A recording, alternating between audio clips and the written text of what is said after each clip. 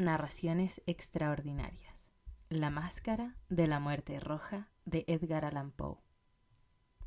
La muerte roja había despoblado durante largo tiempo la comarca. Jamás hubo peste tan fatal, tan horrorosa. Su avatar era la sangre, lo rojo y la fealdad de la sangre. Eran unos dolores agudos, un vértigo repentino y después un sudor abundante por los poros y la disolución del ser. Unas manchas rojizas en el cuerpo y, especialmente, en la cara de la víctima, la desechaban de la humedad y le negaban todo socorro y toda simpatía. La invasión, el progreso, el resultado de la enfermedad, todo esto era cuestión de media hora. Pero el príncipe próspero era feliz, intrépido y sagaz. Cuando sus dominios estuvieron medio despoblados, reunió un millar de amigos vigorosos y alegres de corazón, elegidos entre los caballeros y las damas de su corte, y se arregló con ellos un retiro impenetrable en una de sus abadías fortificadas. Era una vasta y magnífica construcción, creación del príncipe, de un gusto original y sin embargo grandioso. Un ancho y elevado muro la rodeaba. Este muro tenía unas puertas de hierro. Los cortesanos, una vez que entraron, se sirvieron de hornillos y de sólidas masas para soldar los cerrojos. Decidieron fortificarse contra los impulsos de la desesperación exterior y cerrar toda salida al frenesí del interior. La abadía fue abastecida con largueza. Gracias a estas precauciones, los cortesanos podían desafiar el contagio. El mundo exterior ya se arreglaría como pudiese. Entretanto, era una locura afligirse o pensar en él. El príncipe había provisto con toda clase de placeres aquella mansión. Había bufones, improvisadores, bailarinas, músicos, y lo bello en todas sus formas. Había vino. Allí dentro había todas estas cosas y la seguridad. Afuera, la muerte roja.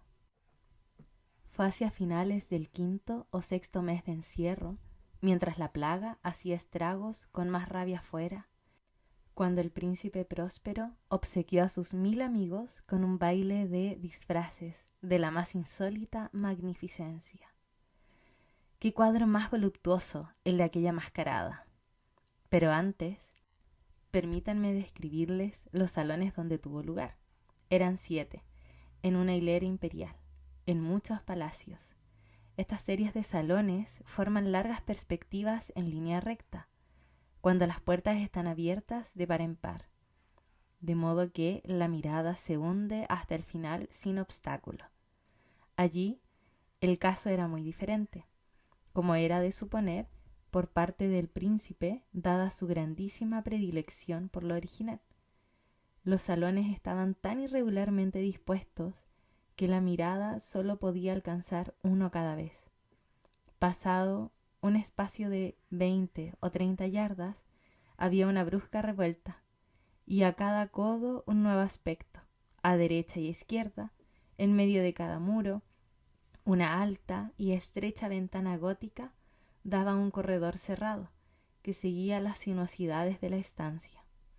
Cada ventana estaba hecha con cristales de colores, en armonía con el tono predominante en los decorados del salón, sobre el cual se abría. El que ocupaba el extremo oriental, por ejemplo, estaba tapizado de azul, y las ventanas eran de un azul fuerte.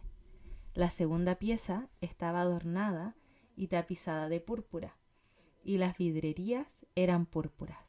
La tercera, completamente verde, y verde sus ventanas. La cuarta, decorada en anaranjado, estaba iluminada por una ventana anaranjada.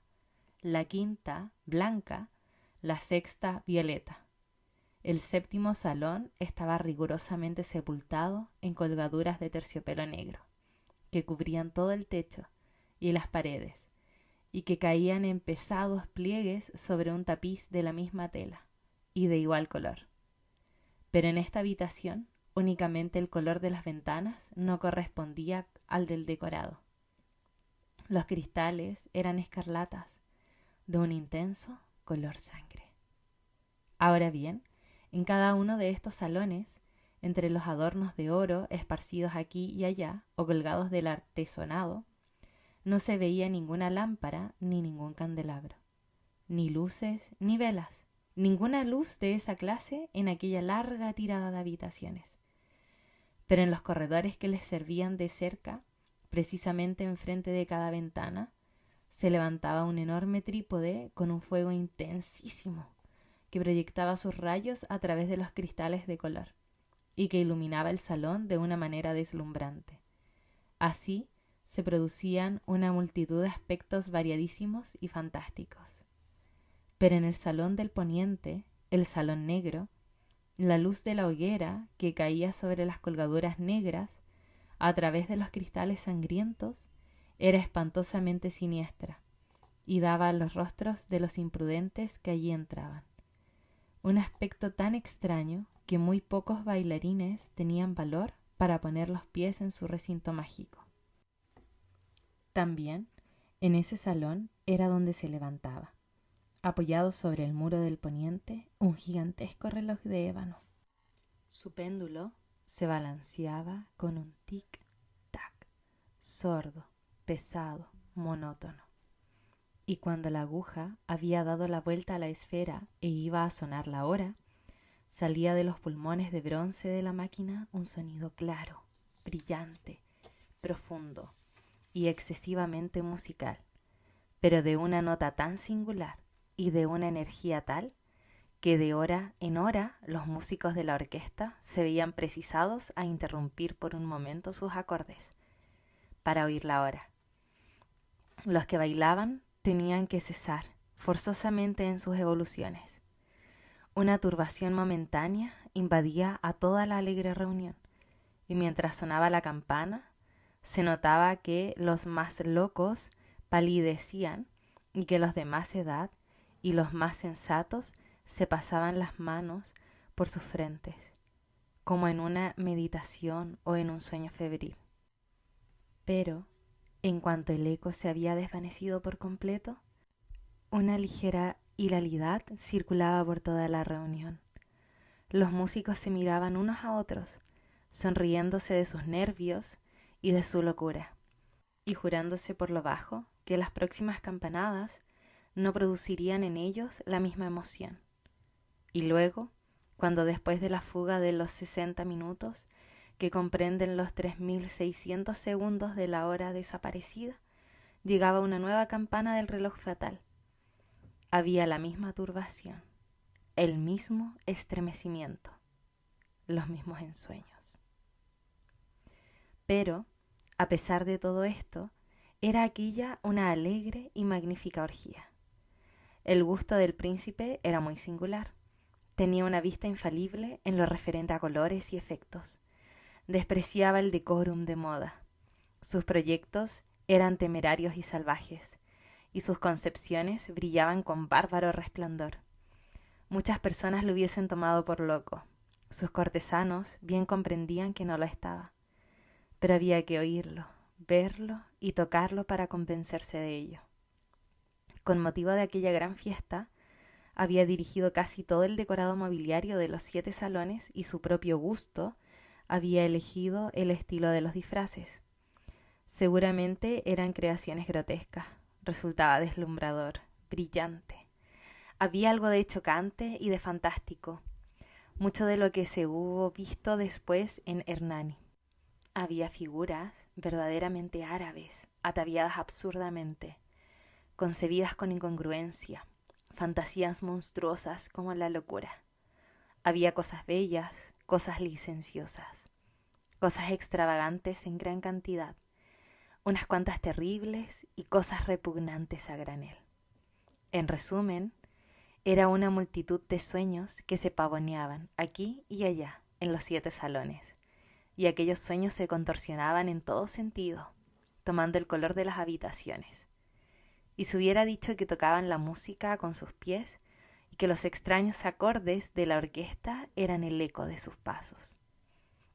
y de vez en cuando se oye sonar el reloj de ébano del salón de terciopelo, y entonces, por un momento, todo se detiene, todo calla, menos la voz del reloj. Se llenan los sueños, paralizados en sus posturas. Pero los ecos de la campana se desvanecen. No han durado más que un instante y apenas han desaparecido cuando una ligera iralidad mal reprimida circula por todos lados. Y la música se eleva de nuevo.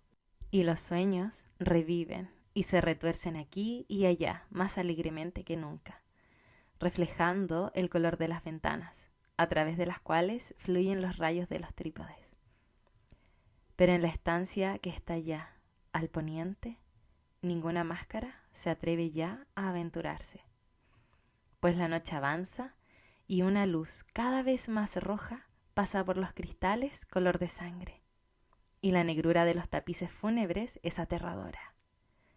Y al aturdido que pisa el tapiz fúnebre, le envía el reloj de ébano una campanada más pesada, más solemnemente enérgica, que la que hiere los oídos de las máscaras que giran y giran en el alejado abandono de los otros salones.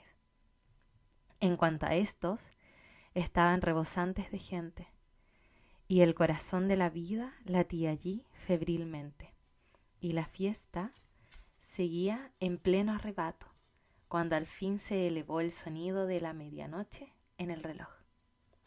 Entonces, como ya he dicho, la música se detuvo. El girar de los bailarines se suspendió.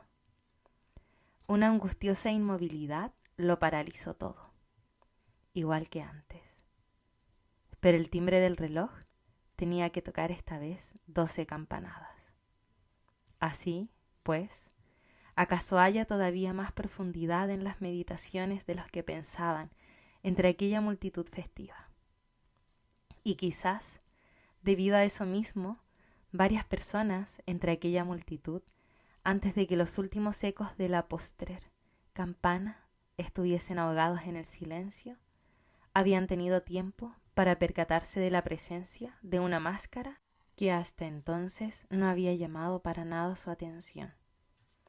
Y habiéndose comunicado la noticia de esta intrusión en un cuchicheo a la redonda, se elevó en toda la concurrencia un zumbido, un murmullo significativo de asombro y de reprobación, y finalmente de terror, de espanto y de repulsión.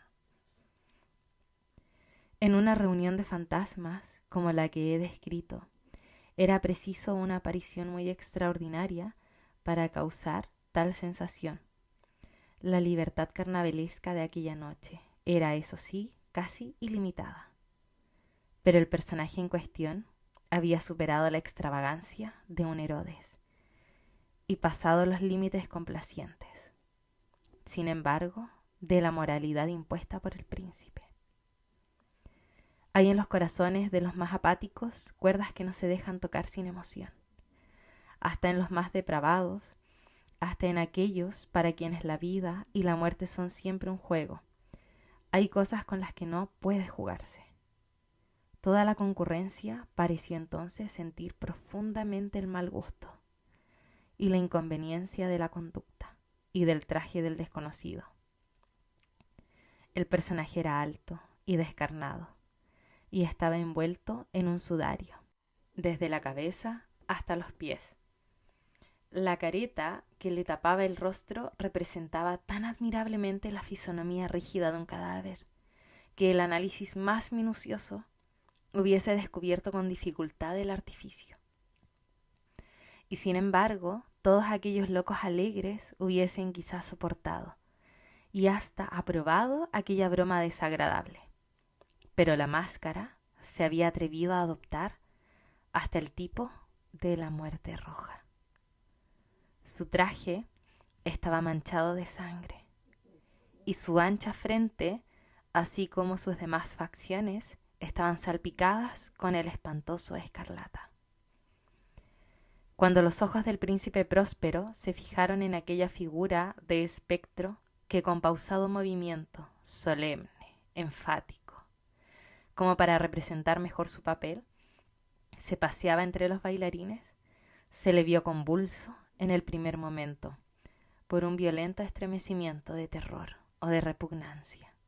Pero un segundo después, su frente enrojeció de cólera. ¿Quién se atreve?, preguntó con voz ronca a los cortesanos de pie a su alrededor. ¿Quién se atreve a insultarnos con esta irónica blasfemotoria? Apoderaos de él y desenmascaradle, para que sepamos a quién vamos a colgar de las almenas en cuanto salga el sol. Era en el salón del este, o cámara azul, donde se hallaba el príncipe Próspero, cuando pronunció estas palabras. Resonaron fuerte y claramente a través de los 7 salones, pues el príncipe era un hombre impetuoso y robusto, y la música se había parado a una señal de su mano. Al principio, mientras hablaba, hubo en el grupo un ligero movimiento de avance hacia el intruso, que estuvo durante un momento casi a su alcance, y que ahora, con un paso deliberado y majestuoso, se acercaba cada vez más al príncipe. Pero, debido a cierto terror indefinido que la audacia insensata del enmascarado había inspirado a toda la concurrencia, no hubo nadie que se atreviese a ponerle la mano encima, de tal modo que al no encontrar ningún obstáculo, cruzó a 2 pasos de la persona del príncipe. Y mientras que la inmensa asamblea, como obedeciendo un mismo impulso, retrocedía desde el centro hasta los muros, él prosiguió su camino sin interrupción, con aquel mismo paso solemne y mesurado que le había caracterizado desde el principio, desde la cámara azul a la cámara púrpura, de esta a la cámara verde, de la verde a la anaranjada, de esta a la blanca y de esta a la violeta, antes que hubiesen hecho un movimiento decisivo para detenerle. Fue entonces, sin embargo, cuando el príncipe Próspero, exasperado de rabia y de vergüenza por su cobardía momentánea, se lanzó precipitadamente a través de 6 cámaras, sin que nadie lo siguiese, pues un terror mortal se había apoderado de todo el mundo. Blandía un puñal desvainado y se había acercado impetuosamente a una distancia de 3 o 4 pies del fantasma que se batía en retirada. Cuando este último, llegando al final del salón de terciopelo, se volvió bruscamente e hizo frente a su perseguidor.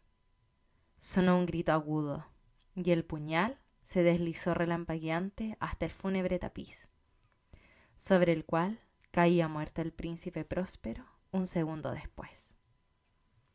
Entonces, invocando el valor impetuoso de la desesperación, un tropel de máscaras se precipitó a un mismo tiempo en la negra estancia, y cogiendo al desconocido que se mantenía inmóvil y erguido como una gran estatua en la sombra del reloj de ébano, se sintieron sofocados por un terror indecible. Al ver que bajo el sudario y la mascarilla cadavérica no se alojaba ninguna forma palpable. Reconocieron entonces la presencia de la muerte roja. Había llegado como un ladrón nocturno, y todos los invitados cayeron, uno por uno, en los salones de la orgía, inundados de un rocío sangriento, y cada uno de ellos murió en la postura desesperada de su caída. La vida del reloj de ébano desapareció con la del último de aquellos seres alegres. Las llamas de los trípodes se extinguieron, y las tinieblas, y la ruina, y la muerte roja establecieron sobre todas las cosas su imperio ilimitado. La máscara de la muerte roja, de Edgar Allan Poe.